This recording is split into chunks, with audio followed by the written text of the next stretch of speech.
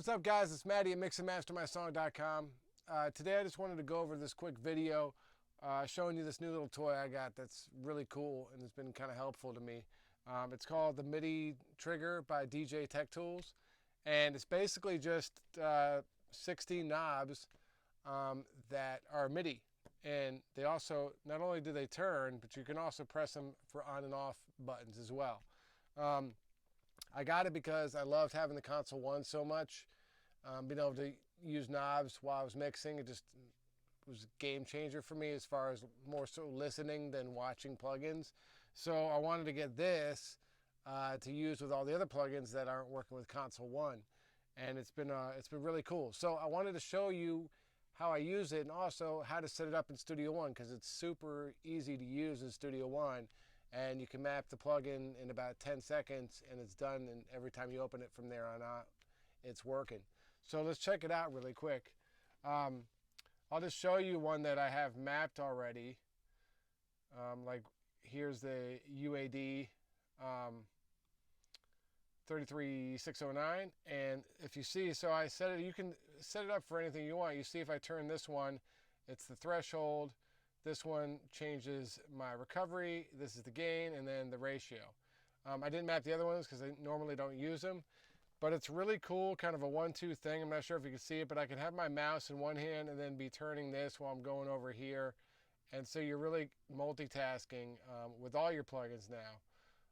Almost even more so than when I use the Console 1, because the Console 1 I open it and I have to be right there. Open it and then I turn and close it. This just, they kind of pop up. So it's pretty cool. It's just a different way of doing things. But like I said, I use it on all my plugins that aren't with Console 1 now. I have this Manny EQ I use a lot, and so I did the frequencies on the bottom 4 and then the gain on the top 4. And then as you see, I have this red one. You can change the colors of all these. I have this red one that turns it on and off. So I can bypass the plugin and then turn it on and off. And I believe I did that with, well, I took out the, pretty sure I did it with this one. I'm still, this doesn't go on and off. I'm still mapping all my plugins, but it's been really cool.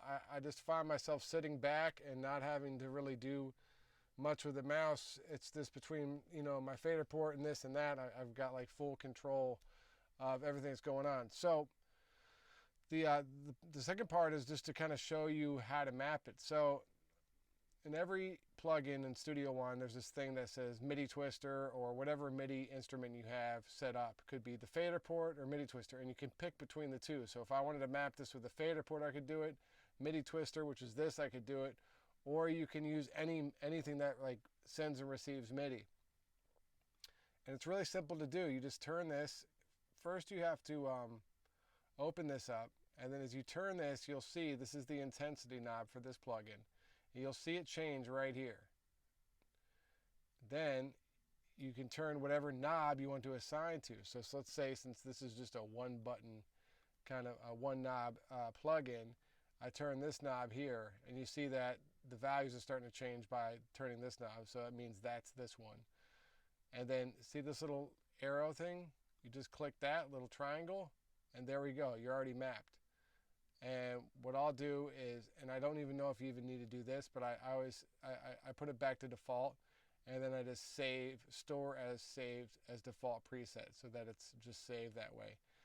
The same thing with buttons. If you see I have this button programmed, you see that that's changing, and the phrase on and off here, just select the yellow, and now this turns on and off.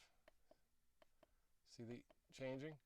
So and that's already done. It's all set and ready to go. So it's already mapped, and you can do that with literally any plugin you have.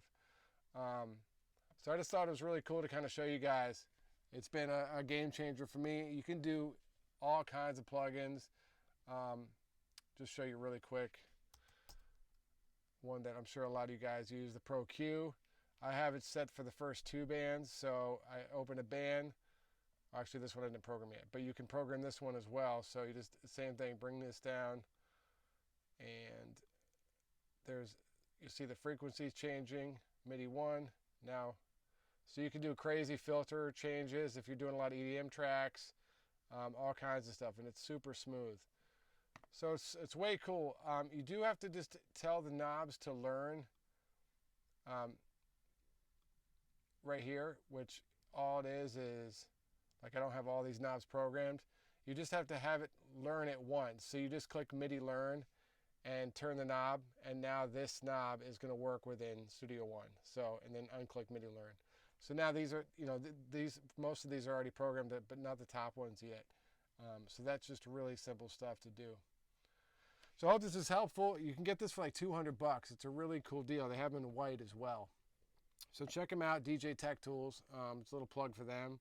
I did pay for this, just so you know. But it's been a really cool device to use with Studio One.